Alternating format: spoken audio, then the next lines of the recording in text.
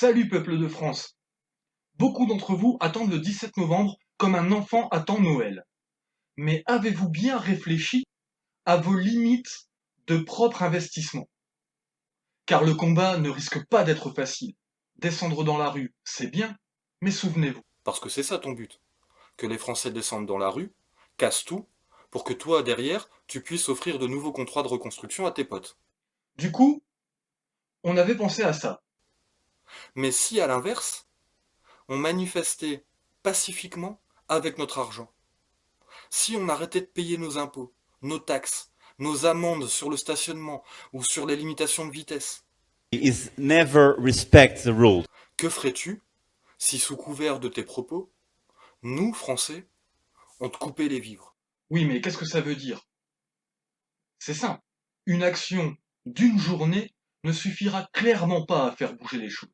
Vu l'arrogance de nos dirigeants face au peuple, il va falloir frapper beaucoup plus fort. S'ils veulent un responsable, il est devant vous. Qu'ils viennent le chercher.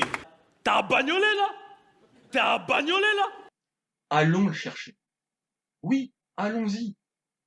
Non, pas physiquement, mais allons le chercher sur son propre terrain. Attention, ça va pas être facile. Il va falloir résister aux attaques de l'État. Mais il est grand temps de couper les robinets. Au passage, ne pas payer les péages, c'est léger. Rappelez-vous que les péages n'appartiennent plus à l'État, ça a été privatisé. Cette action n'aura d'impact que si vous résistez, mais elle n'aura d'impact que bien plus tard, au moment des relances. Et encore, au moment des relances, lorsque la dette sera passée dans les mains des finances publiques.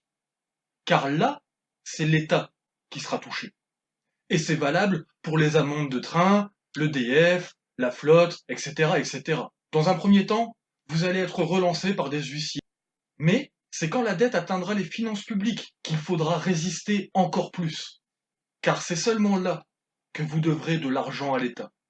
Car là, elle aura racheté la dette pour s'en charger personnellement. Mais ce genre d'action seule ne servira à rien.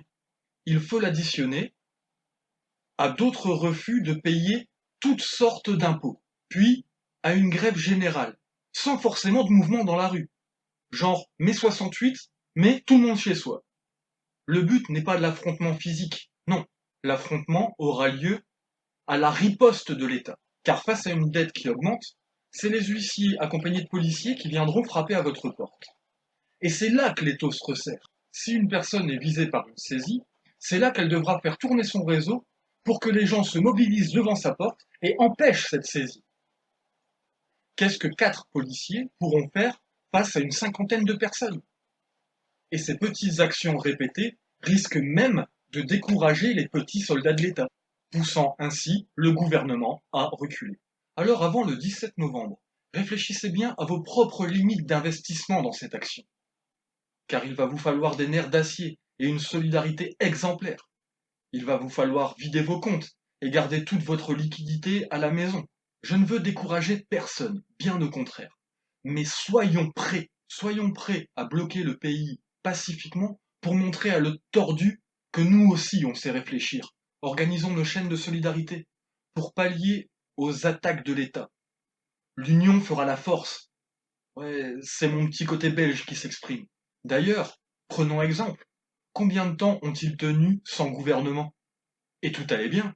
Donc, ne perdons pas à l'esprit que l'État tient plus à son petit confort qu'à ce qui se passe dans la rue, et agissons intelligemment. Coupons les robinets. Et bonne révolution à tous.